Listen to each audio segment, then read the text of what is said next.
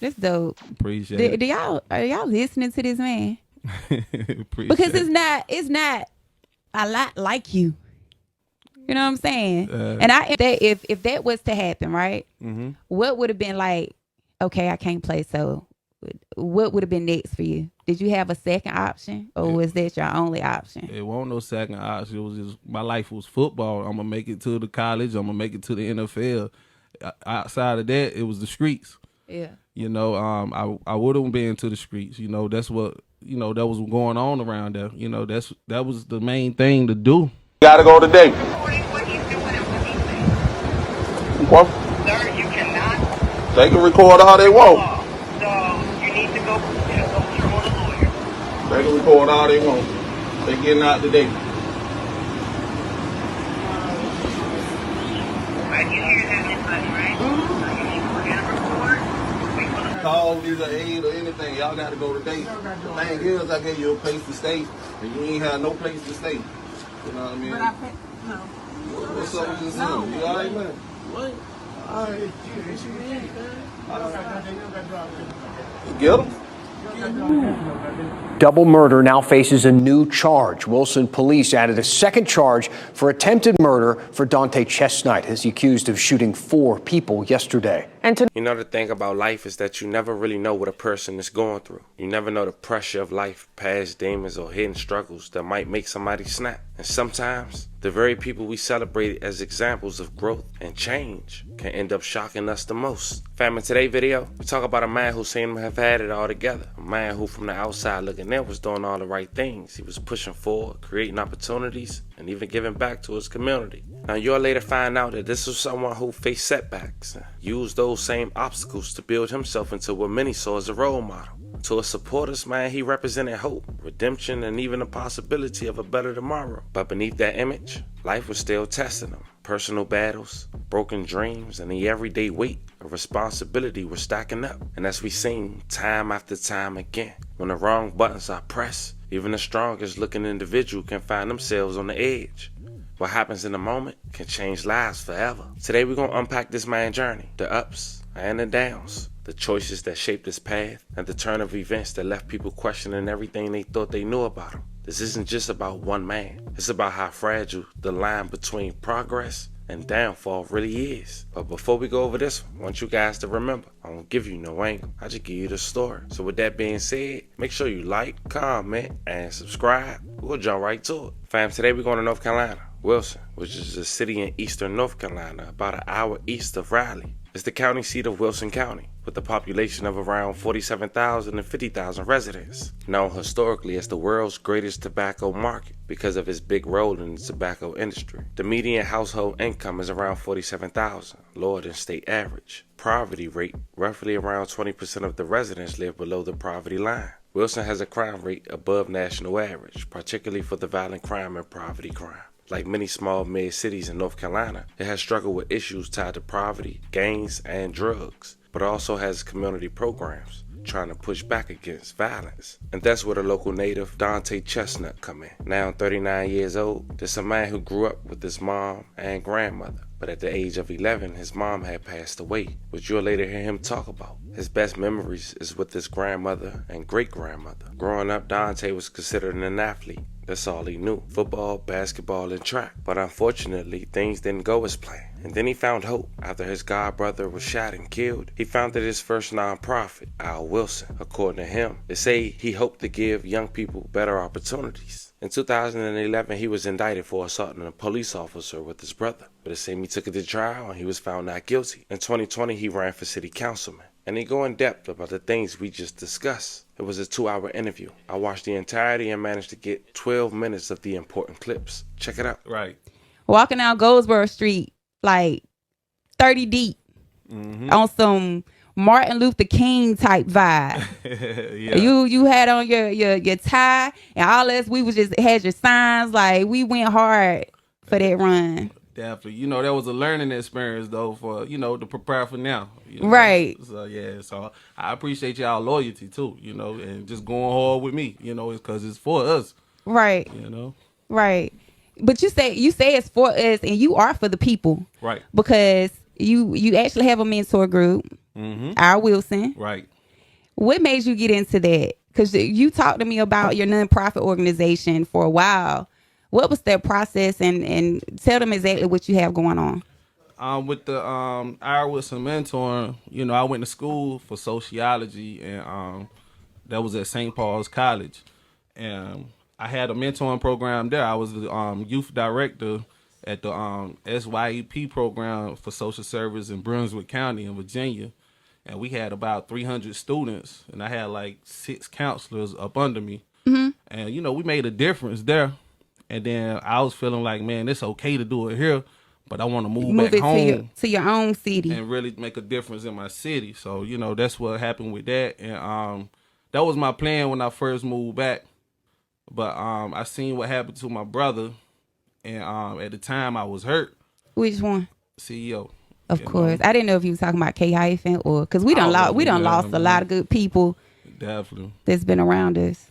So with that, and then it was like, man, maybe we can make a difference to make sure this don't happen again. You know, and we could have flipped out, you know, and all of that type stuff, but it was best to channel that energy into something positive. Right. You know? So that's what that was right there. And I think that was a great idea, especially for the kids. I be seeing all the different things that you be doing with the kids. He have an after school program.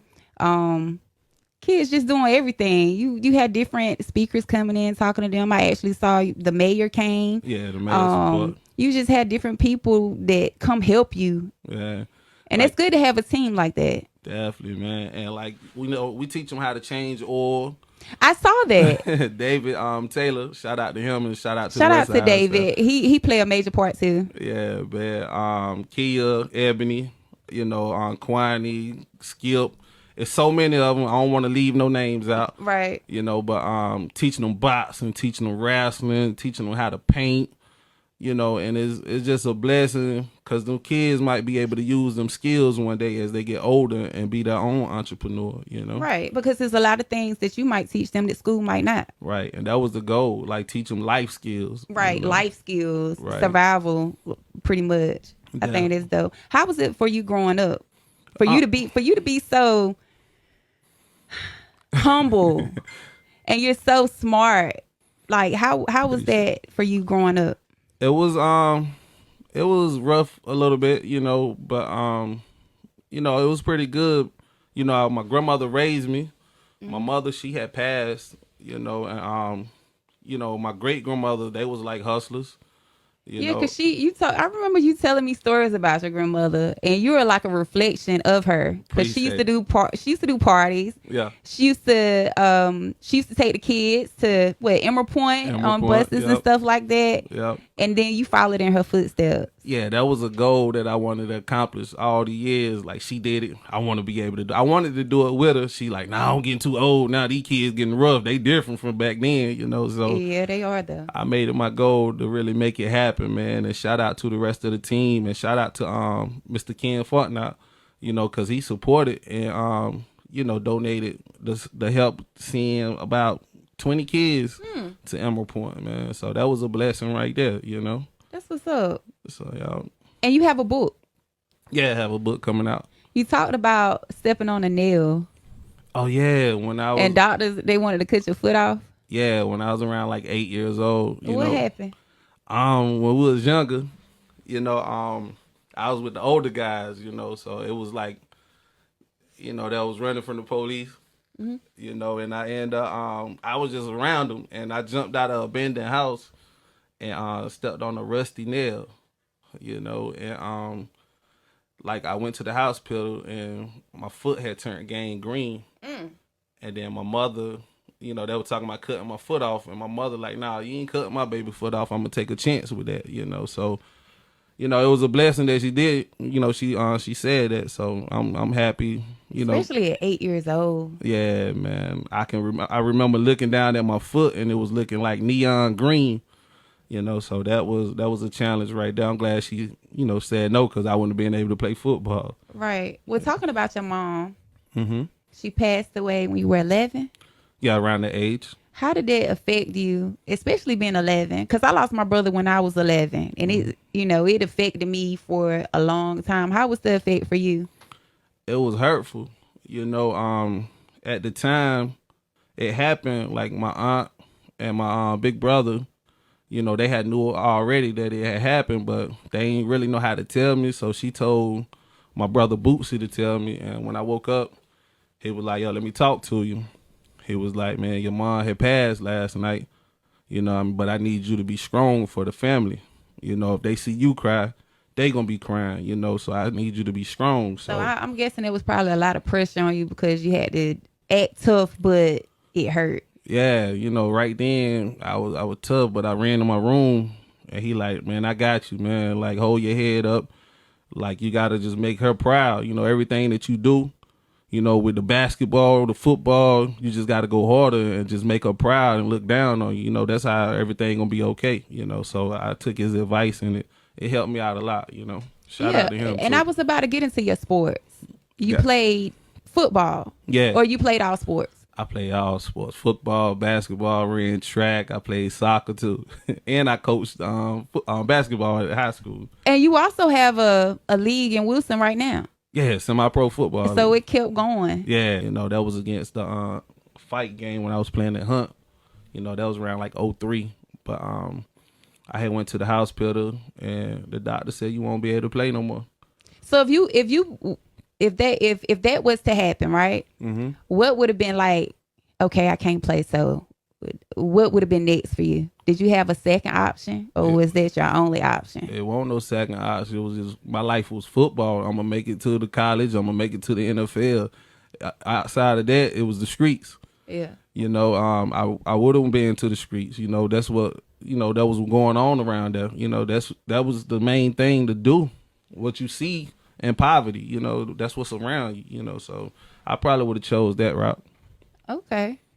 Yeah, there wasn't no good route to choose, but you know, when you don't have too many options, and when you're in Wilson, they don't give you too many options. So that's what we fighting for right now. So y'all make sure y'all vote for Chestnut, man. We're gonna get y'all all the options. We're gonna make it out of here, man. District 2, and I believe that because you know how you know. Right. Let's talk about the gossip. Okay. Let's get to the hot stuff. What's up? Talk the to rumors, me. the gossip, the blackballing, the harassment. Okay. All the things that you have had to go. I done heard this man complain. Listen, I've been knowing this guy, like I said, for 13 years. We might not talk every day, but when we reach out to each other, we let it all out. Like, this going on or that going on. And you know what I'm saying? And we motivate each other and or whatnot. Mm-hmm. And within these 13 years, this man has done so many parties and hosted so many open mic events, talent shows, gave back to the community in so many different ways.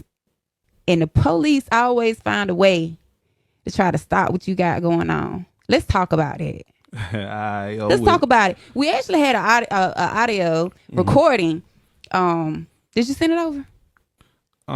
Steve can probably get it. Oh, okay.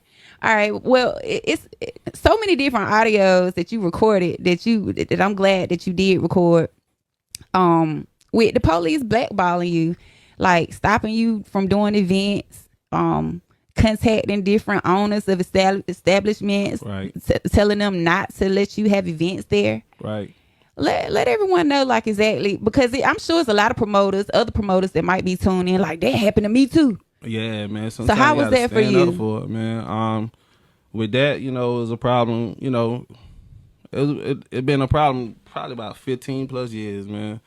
You know, Fat Daddies, that happened. We was there. I was there. You know, so talking to the owner, like, don't let Dante do this. We're going to shut your business down. We're going to do this. We're going to do that.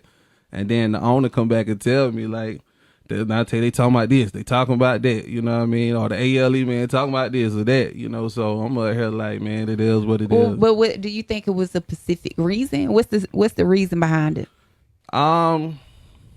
You know, there's many reasons. You know, we young.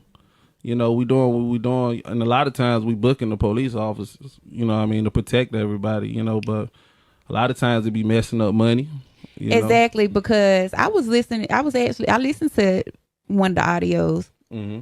And one of the audios, the lady admitted, like, Yeah, I told him he needed 6 police. And then the question was, well, when they have other events, do they have to have 6 police? Nah, they don't have to have 6 police. Right. So, you know what I'm saying? Like, And then having like 6 police 2 hours before the event, and, during and, the and, event, and and 2 hours after the event. Like 2 hours before the event. Do the calculations.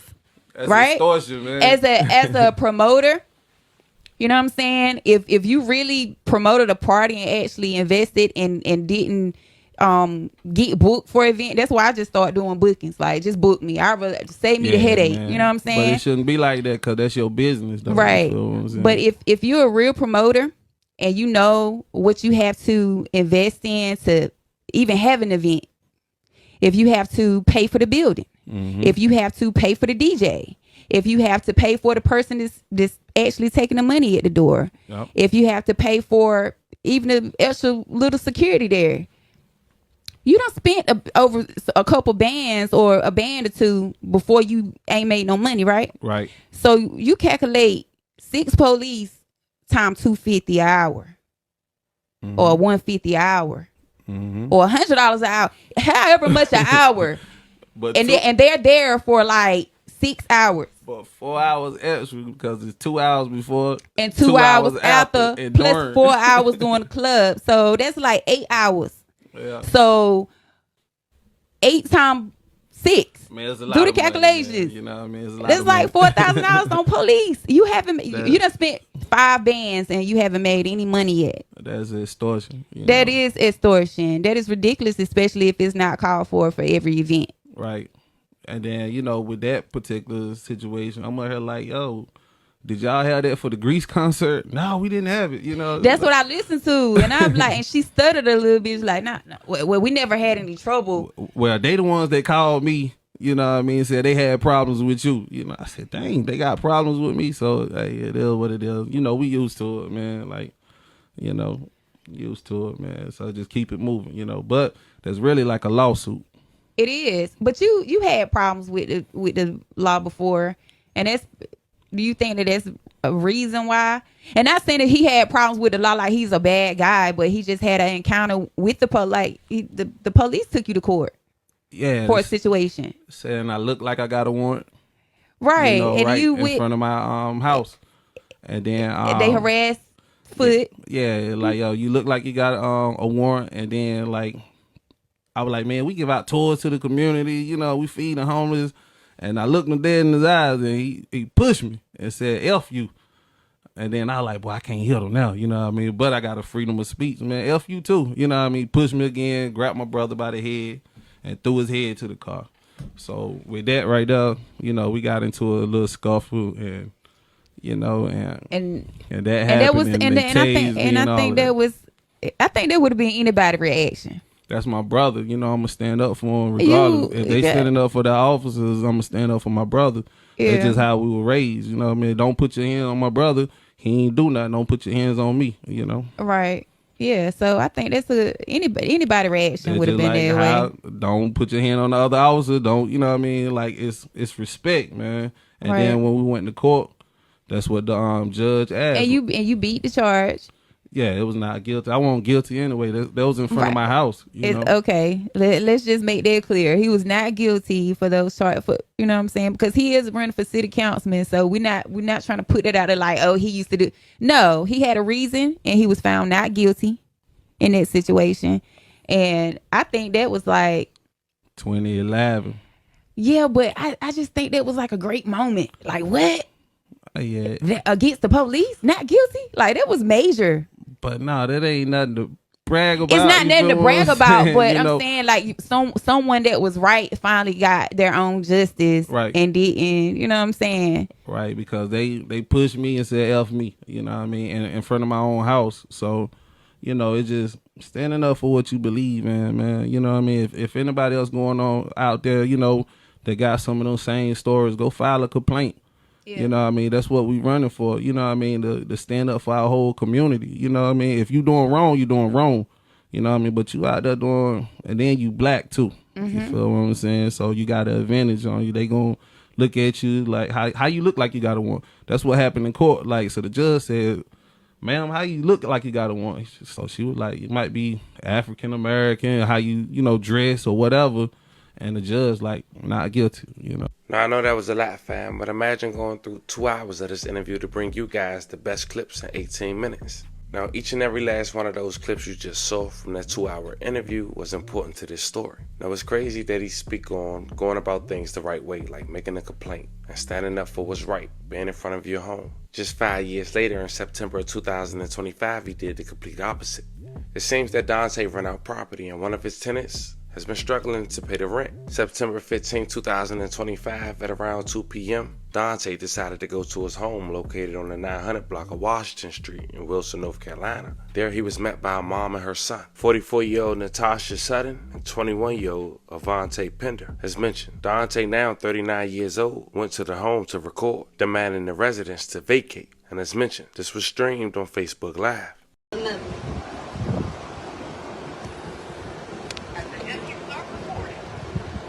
They got to go today.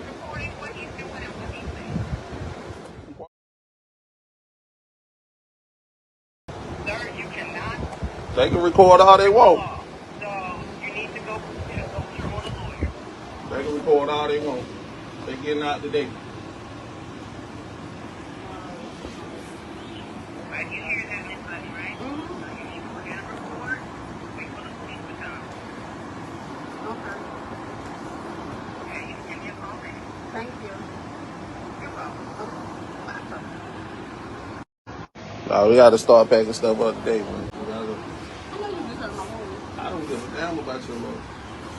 You know what I mean? I don't give a damn about whoever you call, either aid or anything. Y'all got to go today. The thing is, I gave you a place to stay, and you ain't have no place to stay. You know what I mean? But I pay, no. What's up with this? No. You all right, man? What? All right. It's you in, man. Get them? Ain't nobody gonna do anything. I'll do exactly. No, you stay right up. Y'all got to go today. Y'all got to go today. I don't give a damn about what your lawyer say. What? You knew. Huh? You knew. Huh? You knew. No, they got to go today. A week, man. I bet y'all. Okay. They got to go today. They got to go today. Okay, man. Now, we don't know what happened between that live and 5 minutes later, because local police report had indicated that gunfire had erupted, and they found 2 victims, the mom, Natasha, and their son, Avante. May they both rest in peace and love and condolences to their families. Apparently, they was DOA. A third victim, 37-year-old Tiffany Fogg, was taken into the hospital with non-life-threatening injuries. Now, police are not releasing the motive, even though you heard what I just heard. Him trying to evict her and her son out their home. And you just saw the son look like he was being aggressive. We don't know if it was self-defense or not. Now, we'll later speak on what the aunt's saying about her nephew allegedly did and not doing after this news clip. Double murder now faces a new charge. Wilson police added a second charge for attempted murder for Dante Chestnut. He's accused of shooting 4 people yesterday. And tonight we are learning more about the victims. This is Natasha Sutton and her son Avante Pender. They were killed. WRAL's Heidi Kirk spoke with their family this afternoon. Heidi, their family really wants answers. Well, Lena, the big question that their family members who we spoke with today is why would someone shoot and kill their loved ones? And that's a question that Wilson police officers here at the department in downtown Wilson have been looking into over the last 2 days. But at this point, we still don't know what the motive was. And of course, this is something that the family would really like to know. These photographs of Natasha Sutton and Avante Pender are some of the only living memories of this mother and son. Tatiana Rogers and Tyrone Brown say losing their mom and brother still doesn't feel real. Your heart is ripped out of your chest. I feel like somebody just stabbed me in my heart. A fate they say they never would have expected. I called my mama's phone, called my brother, and nobody answered. And then I called my cousin, and she told me, something had happened to my mom and my brother. And that's when I found out that they were gone. Now it's hard to imagine not speaking to them again, especially their mom. We talk almost every day. I didn't get my phone call this morning. And she's always been the backbone through everything. She's the glue. And it hurts. They say their mom, her husband, and brother had just moved into the apartment on Washington Street. Their landlord, Dante Chestnut, is now accused of shooting them, along with their aunt. Chestnut, the founder of R. Wilson, a nonprofit built around empowering youth, is now behind bars. Neighbors tell WRAL yesterday it's something they never could have imagined from someone who did so much for his community. This family says they'll never be the same. It hurts me to my soul. I would never be able to pick up the phone to talk to my brother, to talk to my mom.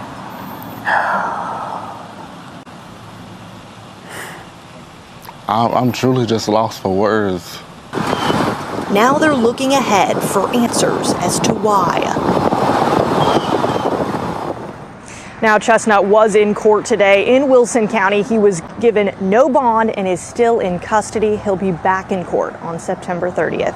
Heidi Kirk, WRAL News, live in Wilson County. Now, the next day, Tuesday, September 17, 2025, Dante, 36-year-old sister Tiffany Chestnut, would also get arrested. Police say Tiffany picked up a piece of a broken handgun used in the murder and gave it to the suspect before he fled the crime scene and being held on a $30,000 bond. Now, because of the lack of communication that was given to the public from local authorities, people started to come up with their own explanation on why Dante allegedly did what he did. One theory was assuming that the son started to be aggressive, but once the sister was arrested, a woman had spoke up under the post, insinuating that the 21-year-old who lost his life was her nephew. She wrote, "So this is for the ones that saying my nephew threatened him. 1. If you see a grown man being aggressive with your mother, what the F would y'all do? Secondly, if you're renting your property out through someone else, why not allow them to do the necessary paperwork to get them out? His should have never been over there to begin with if you have hired someone else to rent out your property. My sister and nephew didn't deserve this over a ragged ass house. Now y'all argue with your mamas." Most importantly, once again, we do want to say rest in peace to the victims and love and condolences to you guys' families. We want to send love and prayers to anyone who was affected by the story we just talked about.